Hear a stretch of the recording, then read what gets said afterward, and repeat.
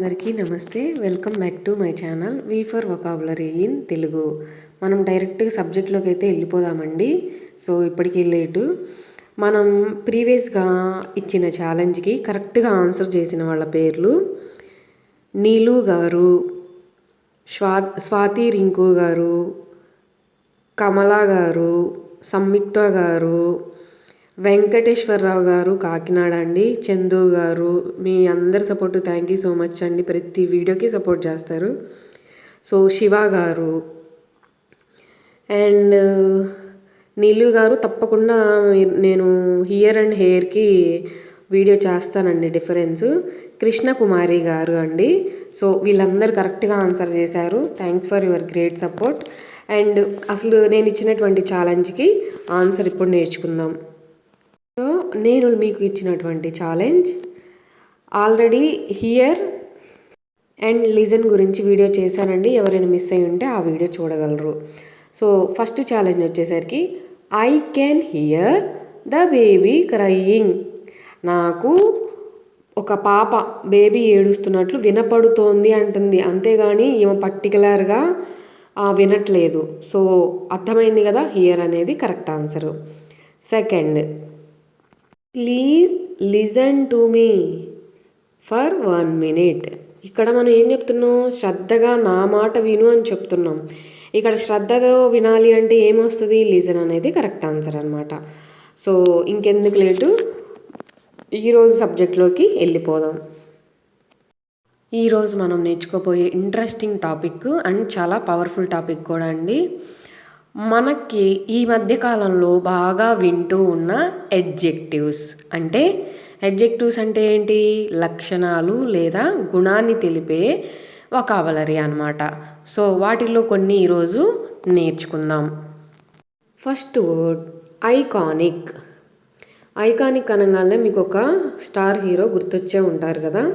అసలు ఈ ఐకానిక్ అంటే ఏందో నేర్చుకుందాం. ఫస్ట్ అసలు తెలుసుకుందాం. ఐకానిక్ అంటే చాలా ప్రసిద్ధి చెందిన లేదా ప్రతీకలాగా మారిన లేదా అందరూ గుర్తించేలా ప్రసిద్ధి పొందిన అని అర్థం వస్తుందండి. మనకు అర్థమయ్యే భాషలో చెప్పాలి అంటే చాలా మంచి పేరు తెచ్చుకున్న వాళ్ళు, లేదంటే బాగా అందరికీ తెలిసి బాగా ప్రసిద్ధి చెందిన వాళ్ళ గురించి చెప్పాలి అంటే ఐకానిక్ అని వాడతారండి. గుర్తుపెట్టుకోండి. ఇది ఏదైనా వస్తువు లేదా వ్యక్తి లేదా స్టైల్ లేదా ఒక ప్రదేశంకి సో అందరికీ గుర్తింపు పొందే దాన్నే ఐకానిక్ అంటారండి. గుర్తుపెట్టుకోండి. సో మనం ఆల్రెడీ చెప్పుకున్నాం, ఇది ఒక లక్షణం, గుణం కాబట్టి అడ్జెక్టివ్ కింద వాడతాం. ఈరోజు చెప్పేవన్నీ కూడా అడ్జెక్టివ్సే అండి. సో మనం దీన్ని జనరల్గా అయితే famous, popular, recognize, specific, symbolize అని ఒక్కొక్కలాగా అంటూ ఉంటామండి, యూజ్ చేస్తూ ఉంటాము. ఇక్కడ మీకు బాక్స్లో ఇచ్చింది చంకు మెదడు అండి. సో మనందరికీ తెలుసు చంకు మెదడు మీద కూడా నేను వీడియో చేశాను. చాలా ఈజీ ప్రాసెస్ అనమాట. ఎవరైనా ఇంగ్లీష్ కష్టం అనుకున్న వాళ్ళకి ఇది చాలా బెస్ట్ మెథడ్. సో చంకు మెదడు ద్వారా ఐకానిక్ అని పలకడం ద్వారా ఈజీగా ప్రొనౌన్స్ చేయడంతో పాటుగా స్పెల్లింగ్ అనేది తప్పుపోకుండా రాయగలుగుతామండి. సో మీకు అర్థమైంది కదా. సో ఈ పదాన్ని వాడి సింపుల్గా ఇంగ్లీష్లో మాట్లాడాలి అంటే the Taj Mahal is an iconic monument in India. మనందరికీ తెలుసు తాజ్ మహల్ భారతదేశంలో ఒక ప్రసిద్ధి చెందిన కట్టడంలో ఇది కూడా ఒకటి. దాన్నే మనం ప్రతీకాత్మక స్మారకం అంటారు. కట్టడాన్నే స్మారకం, అలా అంటే ప్రసిద్ధి చెందిన స్మారకం అని అర్థం అన్నమాట. మీకు ఎప్పుడు చెప్పినట్లుగానే ఇంకొన్ని ఎగ్జాంపుల్స్ మీకు వీడియో కింద కమెంట్ సెక్షన్లో పిన్ చేస్తానండి, చూడండి. వైరల్ ఈ మధ్య కాలంలో మన యూట్యూబ్లో ఎక్కడ పెట్టినా వైరల్ వీడియోస్ అంటూ ఉన్నారు. అసలు ఈ వైరల్ అంటే ఏంటి అంటే మనం 2 సందర్భాలలో వాడతామండి. ఒకటేమో ఒక డిసీజు చాలా స్పీడ్గా ఒకళ్ళ నుంచి ఇంకొకరికి వ్యాప్తి చెందుతూ ఉన్నప్పుడు, లైక్ మనకి కరోనా టైంలో ఏం జరిగిందో మనందరికీ తెలుసు. సో అలా అన్నమాట ఒక డిసీజ్కి గురించి చెప్పాల్సిన సందర్భంలో. నెక్స్ట్ ఒక న్యూస్ అనేది చాలా అసలు ఫ్రాక్షన్ ఆఫ్ సెకండ్లో ఒక సోషల్ మీడియా ద్వారా చాలా విపరీతంగా అందరికీ రీచ్ అయిపోవడాన్ని, అందరికీ స్ప్రెడ్ చేయడాన్ని కూడా వైరల్ అంటామండి. వైరల్ అని యూజ్ చేస్తామన్నమాట. సో ఈ వైరల్ అనేదాన్ని నౌన్గా వాడతామండి, అడ్జెక్టివ్గా కూడా వాడతాము, గుర్తుపెట్టుకోండి. సో ఇప్పుడు మనం జనరల్గా మన వాడుక భాషలో చెప్పాలంటే మీకు ఆల్రెడీ చెప్పాను కదా, ఏదైనా సరే చాలా వేగంగా చాలామందికి చేరే విషయం అనమాట. అంటే ప్రత్యేకంగా ఇంటర్నెట్లో అసలు ఇప్పుడు మనకి ఇన్స్టా ఏంటి, ఫేస్బుక్ ఒకటి, మనకి యూట్యూబ్ ఒకటి, ఈ మధ్య ఇవన్నీ కూడా చాలా వైరల్ సోషల్ మీడియాలో ప్లాట్ఫామ్స్ అయిపోయినాయి. మనందరికీ తెలుసు, ప్రత్యేకంగా అసలు చెప్పాల్సిన పనే లేదు. అంటే చాలా వేగంగా అందరికీ వ్యాపించడం అనేది అర్థం అన్నమాట. సో మీకు అర్థమైంది కదా. దీన్ని మనం చంకు మెదడు ద్వారా వైరల్ అని ఈజీగా పలకడం ద్వారా ఈజీగా ప్రొనౌన్స్ చేయగలుగుతాం. అలాగే స్పెల్లింగ్ కూడా తప్పుపోకుండా రాయగలుగుతామండి. దీన్నే మనం క్విక్లీ లేదా వైడ్లీ స్ప్రెడ్ లేదంటే పాపులర్ అయిపోవడం, ఇంకా చాలా ఫ్రాక్షన్ ఆఫ్ సెకండ్స్లో, ఇంకా ఎంత అంటే అవి ఎక్కడ పెట్టినా ఆ టాపిక్కే అనమాట. సో దాన్నే మనం వైరల్ అని చెప్తామన్నమాట. అర్థమైంది కదా.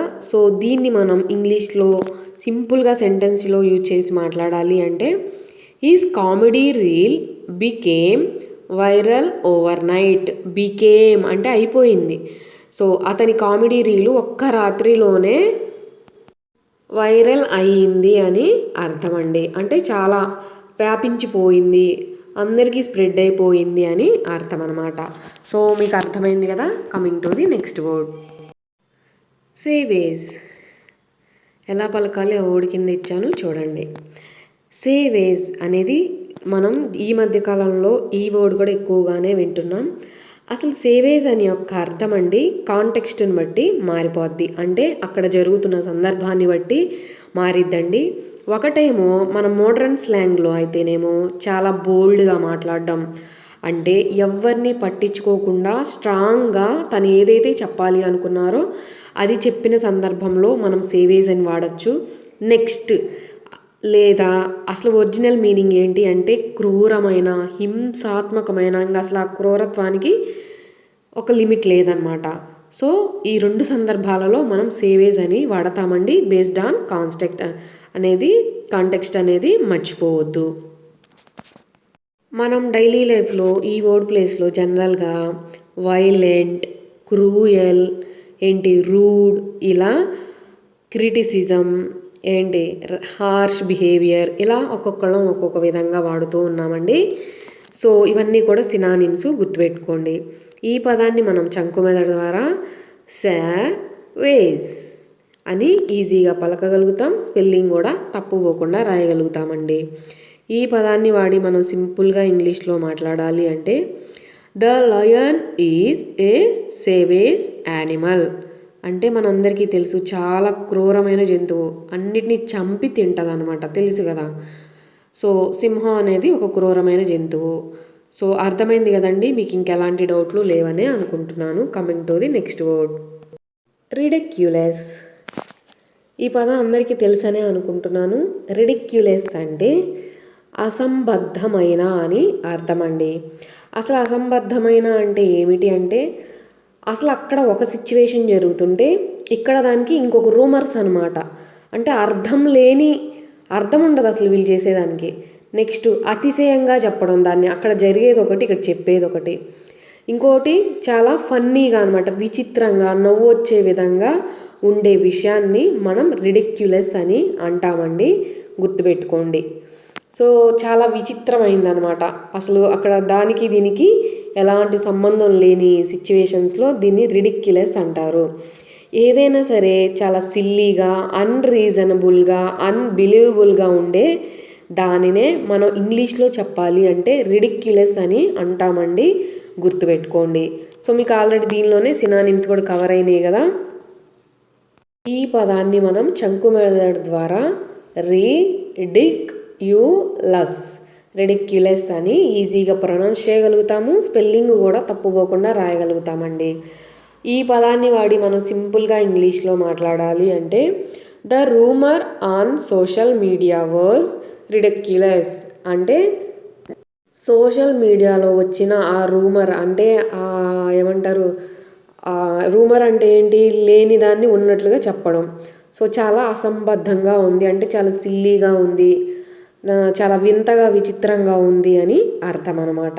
సో మీకు ఇంకెలాంటి డౌట్లు లేవనే అనుకుంటున్నాను. మీకు సినానిమ్స్ మోర్ ఎగ్జాంపుల్స్ అన్నీ నేను కామెంట్ సెక్షన్లో పింక్ చేస్తాను, చూడండి. నేను మీకు ఇవ్వబోయే ఛాలెంజ్ ఎపిక్ అంటే అర్థం ఏమిటి కామెంట్ సెక్షన్లో కామెంట్ చేయండి.